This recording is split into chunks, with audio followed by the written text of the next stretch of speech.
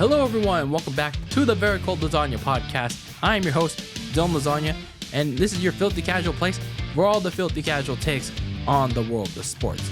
And in episode number 203, we are continuing along with our season preview month for the National Football League, the 2024 edition, as we have part 2 covering the next division that we're going to be talking about, and that is the NFC North.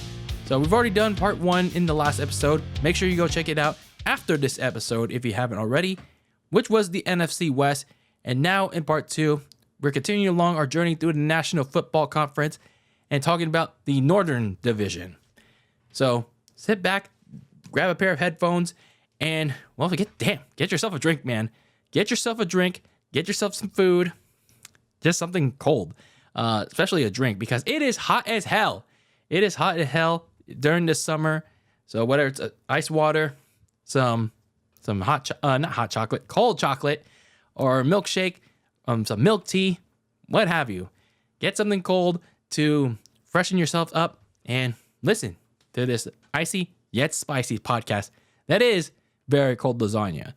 So make sure to listen to the show wherever you get your podcast, where it's Apple Podcasts, the Spotify, and make sure if you're listening to the audio version, rate and review the show 1 to 5 stars. Leave a nice little review as well, whether it's a nice one or one that's giving me some feedback there.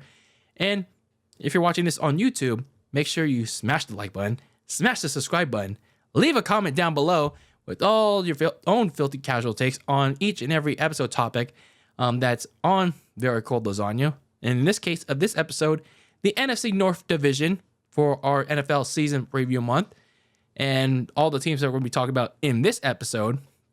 And make sure you share this with your friends, share this with your neighbor, share this with your colleagues, whether it's at work or at school.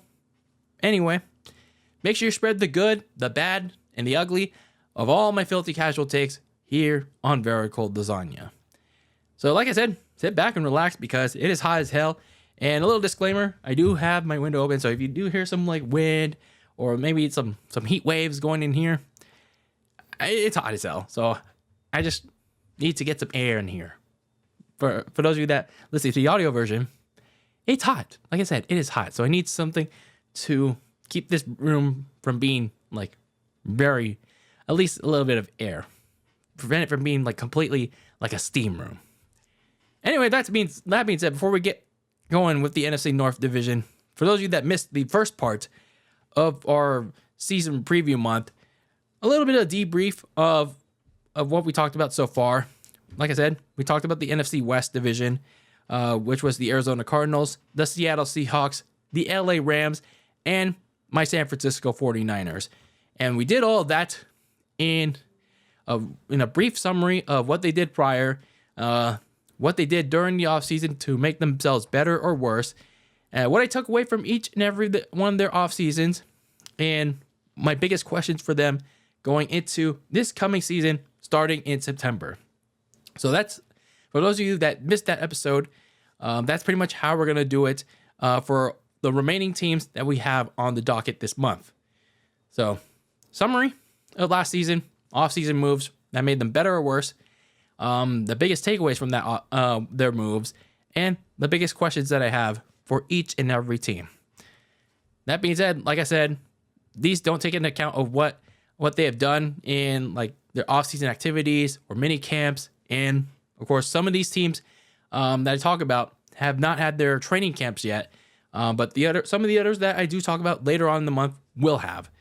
And remember, these previews are on the eyes of the filthy casual sports fan. So, I mean, I'll say this now, we can agree to disagree on all the takes that I have, on all the things that I'm going to be talking about. So, those of you in the comments on YouTube or sending me messages on social media and saying, oh, you're wrong about this, you're wrong about that. I mean, I love the education. And at the end of the day, remember, it's just my filthy casual opinion, my filthy casual analysis, in air quotes. But anyway, we're here to have fun here. We're here to have fun from a filthy casual standpoint. And, well, that being said, let's get right into it. Talking about the NFC North in part 2 of our season preview month. And I sat here last year talking about this division when going into 2023. And I not so boldly claimed that this division, now that a certain quarterback from Wisconsin was no longer there. So there's a certain team up in the Motor City that was going to have this grand opportunity to finally take claim of the North. After years of mediocrity, not so much prosperity, but they had an opportunity to finally grasp the division for the first time in their history. That team actually did. They went deeper in the playoffs than most expected, and they almost made it to the big game as well. But it just slipped out of their hands.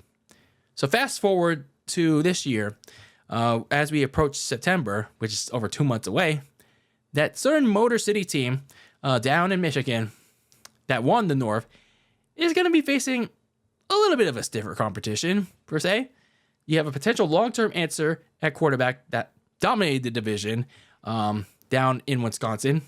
And then you also have two other teams that have new potential franchise quarterbacks that can keep them within the division race, but that remains to be seen. So that being said, let's take a look at this Northern Division down in the National Football Conference, aka the NFC North. We begin part 2 of our 2024 NFL season preview month by going to the land of Minneapolis, Minnesota, in the skull, to talk about the Minnesota Vikings. In 2023, Minnesota was hoping to repeat as NFC North champions after a very stressful and very heart-beating 2022, where they won all these close games and making all their fans stressful as hell. But anyway, they're hoping to have a deeper and less stressful playoff run compared to their one-and-done exit in 2022 at the hands of the New York Giants. But it didn't start off as well because they lost their first few games in pretty similar fashion as to how they won their games in 2022. And then just when they were picking up their steam midway through the season, they lost Kirk Cousins, their starting quarterback, to an Achilles tear in Green Bay in that Week 8 game, if I remember. And yeah, just when they're finding their stride, finally. So they lose Kirk Cousins. It was pretty much a death blow to their season. And sure, they managed to stay in the playoff hunt, but they just underwent so much quarterback change. Sure, they traded for Josh Dobbs from the Cardinals, but it was just too much to overcome. Josh Dobbs eventually lost that magic that he discovered while he was while he came on. Then you went to Nick Mullins, and then you went to your original backup plan, Jaren Hall, and he flopped. So the Vikings, they fell well short of a playoff appearance. They went 7-10, last in the division, tied with the Chicago Bears, and well, they went to this offseason with a lot of uncertainty around the quarterback spot, and it was a kind of a bad spot to be in because, well, Kirk Cousins was slated to be a free agent, and you didn't know what decision he was going to make, especially coming off an Achilles injury. So there were certain questions that had to be had, whether he was going to stay with the Minnesota Vikings, take a discount, or go somewhere else to sign another big fat contract.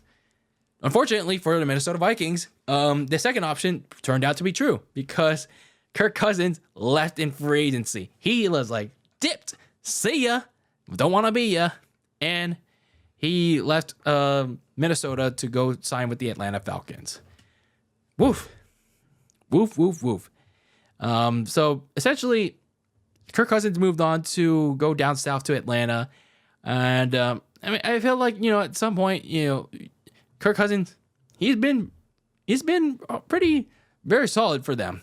It's been a rough, 1-2 years for them. And then they found their stride. They found their stride like in the last 2 years with him. But unfortunately, they pretty much hit their cap with Cousins. So they lose Kirk Cousins, but at least, hey, they gave Justin Jefferson a big fat contract extension to keep him around because, he's pretty much their offense alongside, Kirk Cousins. But unfortunately, now he's gone, but at least you keep part of your offense. So you had to find your franchise quarterback, which pretty much was essentially your goal for the 2024 season. Finding who's going to be that long-term guy. especially when there's going to be so much change going on with the organization that goes beyond Kirk Cousins. Because you lost in free agency, you lost guys like Alexander Madison. They released him because, well, he had such a disappointing season, being the starting quarterback after they released Dalvin Cook the prior season, before 2023. They also released edge rusher Dean Lowry, who later on went to the Raiders. So a couple of cost-cutting moves, and then they also let Marcus Davenport go to the Lions, but he didn't play all that much anyway, so it's not really a sunk cost for them. But they did lose a few key linebackers like Jordan Hicks to the Cleveland Browns and DJ Wanham to the Panthers, and especially Danielle Hunter to the Texans. So 3 of their key starting linebackers that played a pivotal key role for their defense over the years, they moved on in free agency, and probably one of their depth receivers, KJ Osborne, who was kind of key in the last 2 or 3 years, but he felt a little lower on the depth chart, was KJ Osborne to the Patriots. So they tried to offset this through the rest of free agency and the draft. They did offset some of the linebacker spots like Blake Cashman and Jonathan Greenard from the Texans, which is a good move. Jonathan Greenard especially. Andrew Ginkle from the Miami Dolphins. He caught on before he got injured late in the season. And then to try and beef up the running back room a little, Aaron Jones came over within the division from the Packers after they released him because they signed Josh Jacobs. So, well, does that mean Liv's going to be a Vikings fan now? Because Aaron Jones is there? But anyway, they also signed Robert Tonyan because TJ Hawkinson is not expected not to be ready for the season because he tore his ACL late in the year. So the interesting question is, who's going to be quarterback? Because, well, by this point, they didn't sign anyone. Oh, wait, they did. Sam Darnold from my 49ers. He left in free agency to go and try to compete for the starting quarterback job for the Minnesota Vikings. Now, initially, people were pissed. People in Minnesota were pissed, thinking, like, really? This is the best we could do at quarterback? Sam Darnold, the one that was seeing ghosts, the one that was middling in Carolina, and then didn't really do all that much with the 49ers. Well, he's just essentially a backup anyway. But people were thinking at the time, this was really going to be our starting quarterback? No way. But then you fast forward to the draft. The Vikings make a couple of moves to go up the board, and then they go get their guy. Quarterback J.J. McCarthy from Michigan. Fresh off a national championship with Jim Harbaugh. He goes up 10th overall, if I remember correctly, in the draft. He seems like a very solid quarterback, but we'll see how he transitions to the pros. They also made some other moves, like getting an edge rusher by the name of Dallas Turner, and a corner Kyrie Jackson, and trying to solve that offensive line by getting Walter Roos from Oklahoma. So when you look at this offseason for the Minnesota Vikings, certainly a lot of change, whether it be releases or free agency, especially when you deal with Kirk Cousins leaving to Atlanta. You look at this season upcoming for Minnesota, and my biggest takeaway for it is that, well, you're going to see a lot of quarterback swapping this year. You're going to see a lot of quarterback rotation from Kevin O'Connell because, Sam Darnold has proven to be a bad quarterback in his time in the NFL. 3 teams he's been around the league, and honestly, you already know what you're going to get out of him. And, well, he might prove me wrong. With how he plays under O'Connell, and we don't know what to expect out of J.J. McCarthy. Obviously, a very new quarterback, and we don't know what to expect. So expect the offense to fluster as Kevin O'Connell hopes for a stable starting quarterback at some point this season. But at least the Minnesota Vikings defense should be a little bit better because that defensive front was a weak spot, but the Vikings addressed that with various different edge rushing additions. And Brian Flores' defense, he should at least keep the team afloat with how things are more balanced now. So looking at some of their key games this season, you have your home opener in week 2 against my 49ers. You get a first look at Sam Darnold at starter, or you get a first look at JJ McCarthy for Vikings fans in attendance. And then you go to Green Bay 2 weeks later to play the Packers against Jordan Love, a division game there, see what you're made of. And then week 7 against the Lions at home in a rematch of that key week 16, 17 game. So anyway, my thing is with the Minnesota Vikings going to 2024, how much are you going to see out of JJ McCarthy? As I alluded to earlier, you're going to see a lot of quarterback swapping, but how much of it though? Is Sam Darnold is he going to play out of his mind, or is he going to, play just all right, but enough to keep his job away from JJ McCarthy? We will see. And if JJ McCarthy does play, how will he look? Will it be bad, good, okay? Some interesting things for Vikings fans to look into. I'm not sure how they'll do in 2024, because the quarterback position is certainly the biggest mystery going to training camp, preseason, and especially the regular season. So while they did some decent things to address their weak areas on defense, it's a new era at quarterback. Kirk Cousins is no more in Minnesota, but whether it's Sam Darnold or JJ McCarthy that starts week 1, expect Kevin O'Connell to be switching between the two. Regardless, pretty much, in my opinion, it's just my opinion, all season long. Especially if neither perform to at least slightly above expectations. So if that's the case, expect to be a long season for the Skull. Next up, let's talk about Bears football. Thank you, Schleg Daddy. The Chicago Bears. So in 2023, the Bears, outside of a second half turnaround defensively, it was pretty much more of the same. #Bears football that fans have been accustomed to seeing for the last several years. But even though they doubled their win total from 2022, I felt like, things were changing some as they were entering an important offseason, because they had the most money to spend in free agency. So maybe for once, Ryan Poles, King Poles and the Mario Soul, will spend that money, he.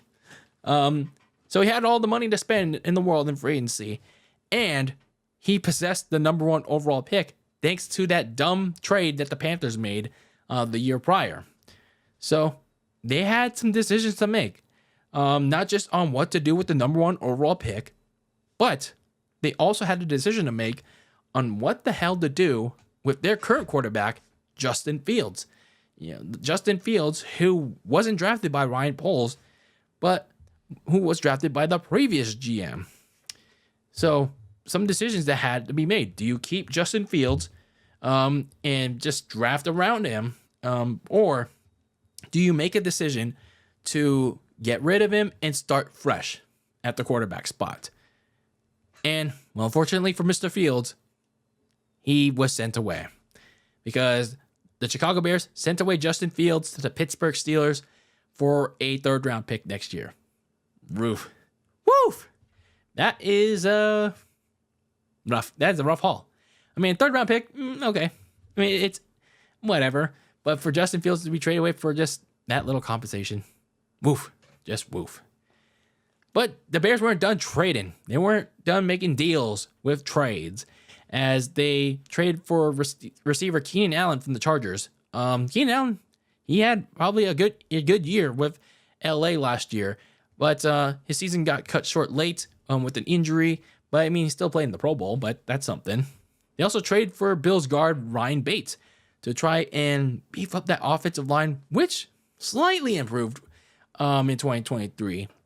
And probably one of their first moves from this past offseason was re-signing their corner Jalen Johnson, who was at first franchise tagged, but they managed to get the deal done with him, which was the key thing that I was hoping for the Bears in terms of their team needs, because Jalen Johnson was a key part of their secondary. He was key in helping them get turnovers, generate pass breakups, key part of their secondary. Another thing that they did this past offseason in terms of trying to get rid of their struggles offensively was firing Luke Getsy. First down, halfback dive, second down, run the damn ball, third down, we're still going to run it anyway, even though we're not doing anything positively.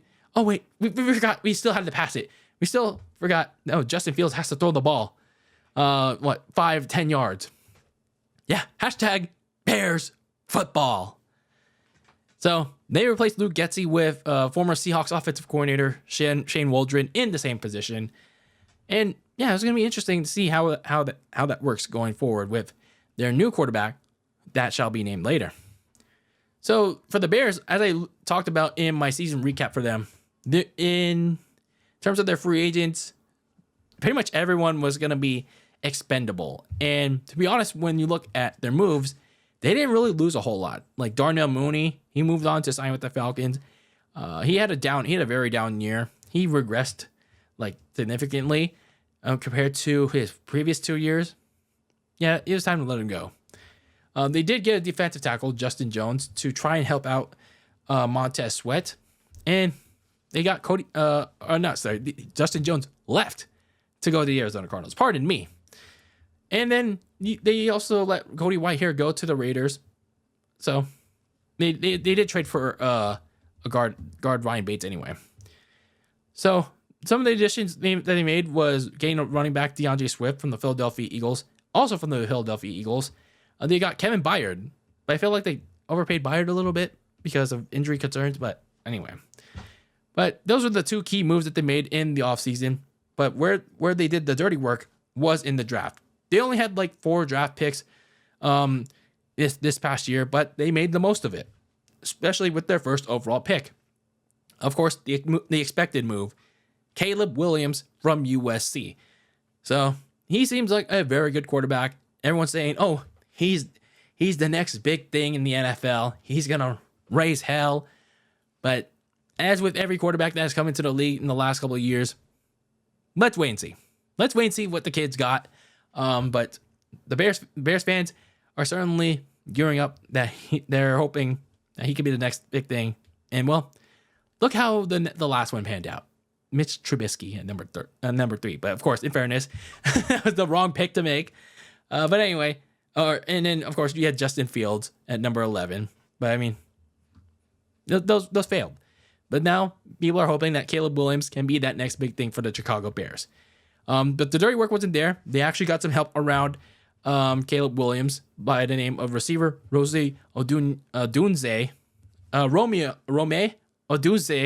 from Washington. So they get a top receiver for Caleb Williams to go alongside DJ Moore in that offense. So they already got a 1 and 2 receiver. Boom, there you go. And they added up to the offensive line later in day 2 of the draft by the name of Kieran Amagidaje. Sorry if I'm mispronouncing that. But yeah, they continued to beef up that offense. And they also got an edge rusher to end their day, to end their draft by the name of Austin Booker. So and overall with the Chicago Bears offseason, they did good for now in preparing for their next quarterback. Ryan Poles, he was given a gift last year when the Panthers gave up a lot to go get Bryce Young, and especially with them bottoming out, that number 1 overall pick was pivotal for them because, yeah, the decision probably didn't come easy, but Justin Fields just wasn't moving the needle for them. He was running too much. Like I said in my season previews from last year and the year before, we need to see Justin Fields throw, and he didn't do enough of it. Sure, he did more of it in the back half of last season, but he still wasn't doing enough of it. So he wasn't moving the needle many had hoped for, and it was just time for a fresh start from both sides. So yeah, you move on from Justin Fields, you get Caleb Williams, your guy, and getting a veteran receiver in Keenan Allen to help out DJ Moore as well as your quarterback Caleb was key. And so was getting DeAndre Swift for Caleb as well. So you pretty much have an offense to work with this time, especially for Shane Waldron and, of course, your head coach. So, of course, going to this year, you want to see how Caleb Williams will do in his rookie year, trying to adjust the NFL. Hopefully, He doesn't get caught up in the glitz and glamour of the National Football League. So looking at some of the key games for the Bears going into this season, it's the first couple of games. It's the first 4 games of the season. You want to make that first impression early on, and those first games include an AFC South gauntlet against the Titans at home, and then you go on a road trip to face the Texans and the Colts. Yeah, against C.J. Stroud and Anthony Richardson. What a gauntlet there. And then you come home to face Matthew Stafford and the Rams in week 4. What a month. What a month to kick off your season, huh? So obviously, the question around this season is how Caleb Williams going to do for his rookie year. I mean, obviously there's so much hype around this guy in his last 2 years at USC and during the pre-draft process. I mean, he seems like a good player from the snippets that I've seen.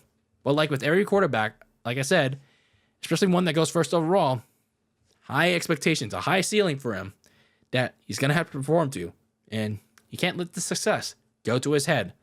So he has to show up and show out going into his first year in the NFL.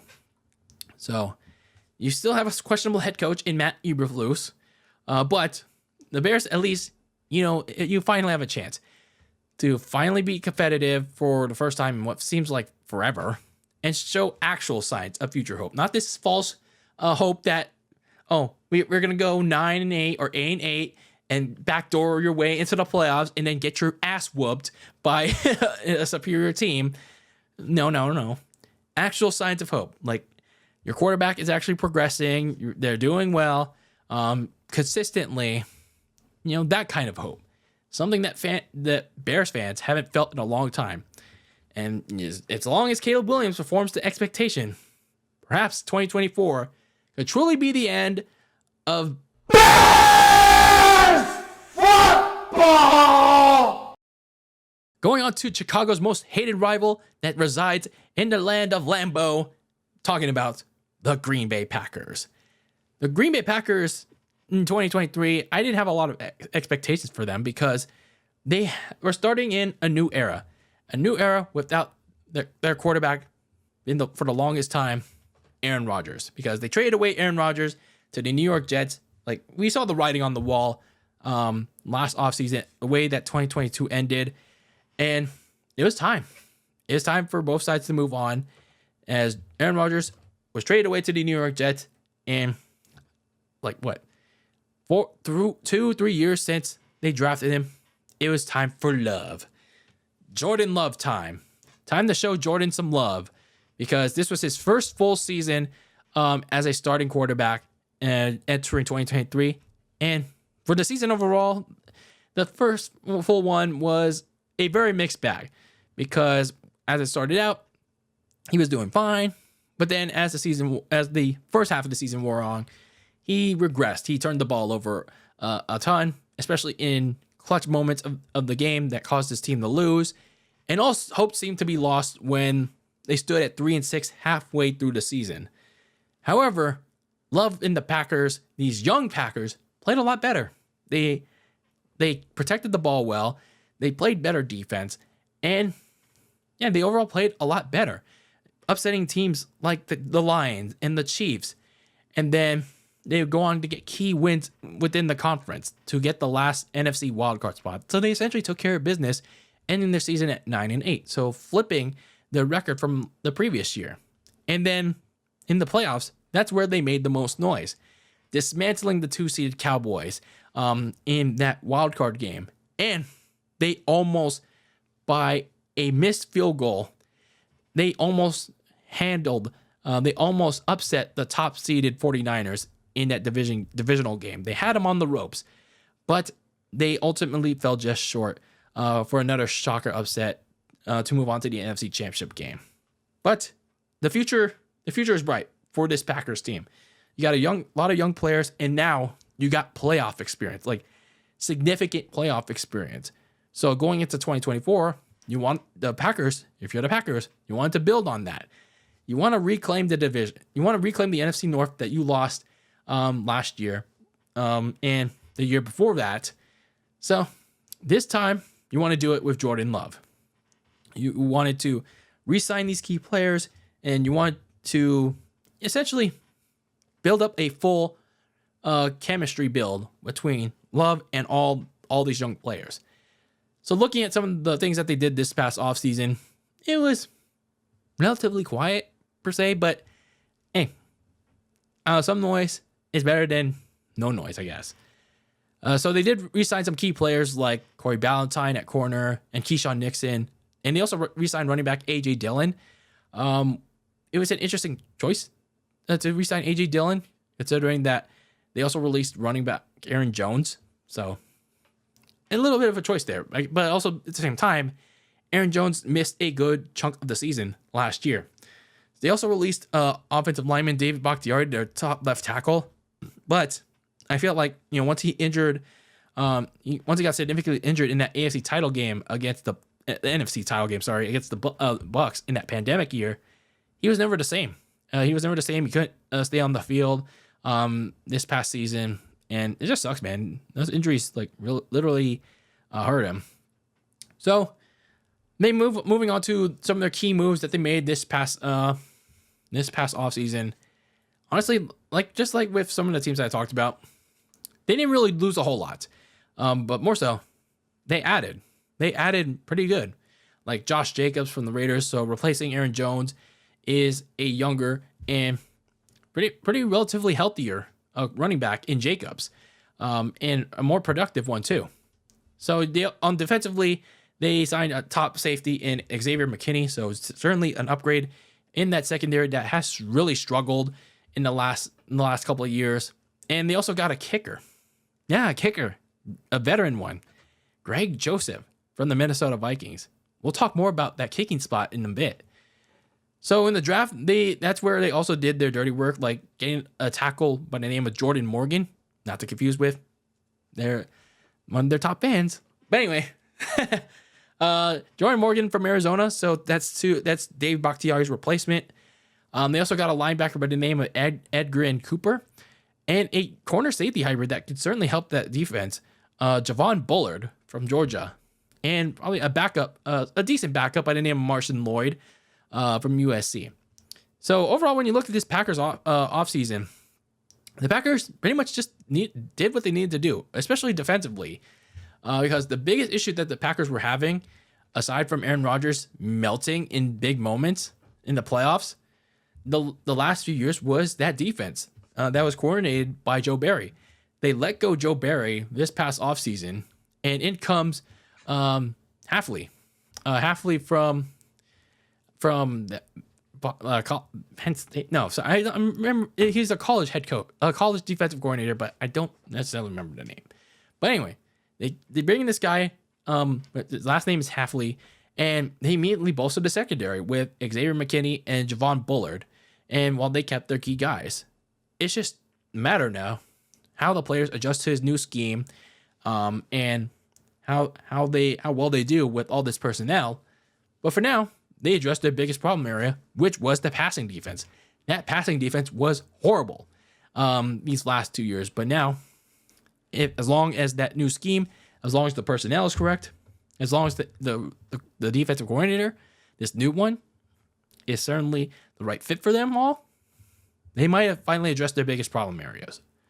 And then going back to the kicking position that I talked about earlier, yeah, they addressed this one because rookie Anders Carlson was bad late in the season.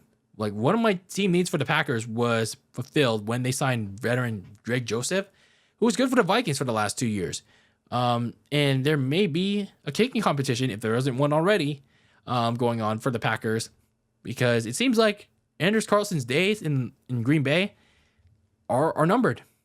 He's a second-year kicker, and I know rookies tend to make some mistakes and all that, but you signed up to make all these major kicks, especially ones when it matters most, in the clutch.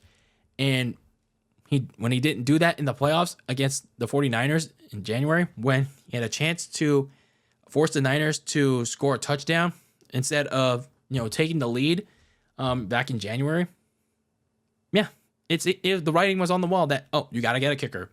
that you have to get a kicker to compete with Anders Carlson for that kicking job. So looking at some of their key games for the Packers going into the season, you kick off the season in Brazil to take on the Philadelphia Eagles. Already a key game going up between Jordan Love and Jalen Hurts. That should be a fun game, but unfortunately it's on Friday and it's locked behind that stupid ass Peacock paywall. Like, yeah, streaming services, huh? The future. But anyway, and then another key game comes from weeks later against the LA Rams. So a lot of these key games that are creeping up for the Packers goes to show you that, the league is not expecting surprises anymore from them. And then 2 weeks later, you play CJ Stroud in the Texans. Should be a fun one there. And then the big test comes within the division 2 weeks later against the Detroit Lions and Jared Goff when you host them. So fun schedule for the Packers. And speaking of these Packers, what can they expect from Jordan Love? Are they in for an even bigger leap in 2024? Because Jordan Love came into his own late in the season. And he was one bad mistake, one bad interception. Those interceptions where he just yeeted it. That critical mistake that he made early in the season, it came back to bite him in that divisional game against the 49ers. He is that one bad mistake away from sending the 7-seeded Packers to the NFC Championship game.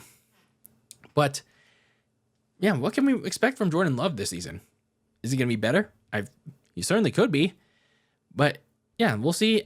We'll see how he does. And this young receiving core that had so much trouble for most of the year, trusting their new starting quarterback, even though they practically came together, they suddenly surged at the right time. You got the likes of Jaden Reed, Romeo Doubs, Davante Wicks, tight end Tucker Kraft. They stepped up big in the playoffs. Can they carry all that momentum into this coming season? If not, raise the roof? Whoop, whoop. So the Packers, 2023, they were left for dead just before Thanksgiving. But then they went on to surprise people the rest of the way. They finished strong. And the future is bright. The future was bright for them, despite that heartbreaking finish back in January. But certainly they're going to have a bigger target on their backs going into 2024. They're going to be more motivated than ever to reclaim that spot at the top in what will be, in my opinion, a season-long fight with the Detroit Lions. That's as long as though Jordan Love keeps trending upward. Wrapping up part 2 of our 2024 NFL season preview month is the team in the Motor City I expected big things out of last year, and that was the Detroit Lions. The Lions did exactly what I said they would do in my season preview last year. And even with a few bumps in the road going into their goal, they did it. They did exactly what I thought they would do and clinched their first ever NFC North division title in franchise history and the first overall division title in over 30 years. But they managed to do more than just that. They not only got to host one playoff game, but 2 playoff games. And not only that, they got to go to their first ever NFC Championship game in over 30 years. And they were almost there. They almost got to a sudden and unexpected Super Bowl appearance against the Kansas City Chiefs. But they just let it slip away. They let it slip out of their fingers. And this is a phrase that people Lions fans are going to hate you for. The Lions gonna Lions in that NFC title game against the 49ers. They had a 24-7 halftime lead, but they just made one too many aggressive mistakes and let it slip away. So they blew that 24-7 halftime lead, and they lost. They just let it slip through the cracks. So when you look at the Lions going into this season, obviously you know what you have to do. You got to get back to the playoffs. You got to get back to the NFC Championship game, and you win the damn thing to make it to your first ever Super Bowl. But I mean, obviously that's easier said than done. It's harder to make it back than it is to make an unexpected run. So looking at some of their key offseason events for the Lions, honestly, very quiet, other than this one particular thing. And that was re-signing Jared Goff to this big, fat contract extension. A 4-year contract extension that's worth a shit ton of money. So, interestingly, we'll talk about Jared Goff in a little bit later. But, I mean, hell, what he's done for the last 2 years for the Lions, I mean, he's more than earned it. I mean, 2021, when he first came on, there was a bit of a rough patch as he was trying to learn and didn't have much of a supporting cast. But these last 2 years, I feel like he certainly earned it. Now it's just a matter of whether he can maintain that contract. So looking at some of their offseason moves for the Lions, they lost a few key players on both sides of the ball. Like CJ Gardner-Johnson went back to the Eagles. An interesting choice, per se, for CJ, considering all the shit talk that he had after he left. But then he decided to hug it out with his old and / new team. I don't know. They also lost one of their key guards on the offensive line, Jonah Jackson, to the LA Rams. So they had to figure out who's going to replace him. They also lost one of their kind of key depth receivers, Josh Reynolds, to the Denver Broncos late. And they released Cam Sutton, but he wasn't really performing up to snuff anyway. So it was a mixed bag when it comes to losses, but they tried to address it with a few key additions, like getting corner Carlton Davis from the Bucs via trade in return for a 3rd-round pick from this year's draft, and Amik Robertson from the Raiders. So you addressed the weakest part of why you lost that NFC title game against the 49ers, and probably an overall season-long weakness, which was the secondary, because you lost like guys like Emmanuel Mosley to a preseason Achilles injury. So yeah, you were pretty much exposed in the secondary. So now you go add these corners like Davis and Amik Robertson, and now at least you have some depth in like key potential starting depth in your secondary. And then you get a guard Kevin Zeitler from the Baltimore Ravens to replace Jonah Jackson. So at least that one the best offensive lines in the NFL. You at least now you're set again. But they're not done in the draft, because with the draft for the Lions, I felt like there wasn't a whole lot to address for this team other than that secondary.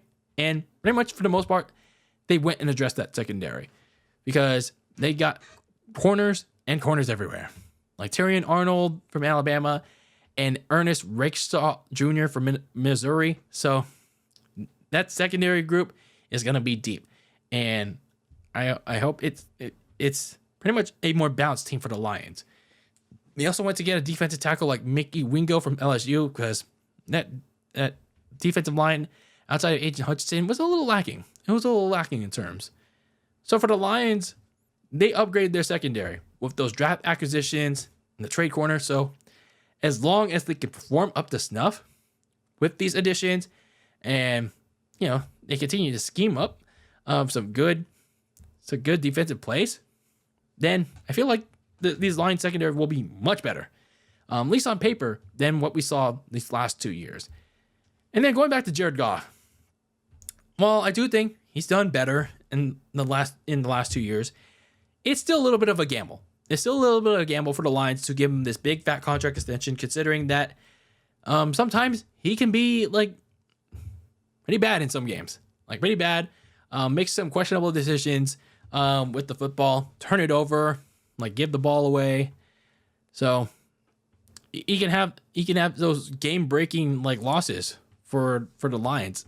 Some of that was evident last year, but I mean, like I said, he earned it, but it remains to be seen if he can keep up that momentum going into this year.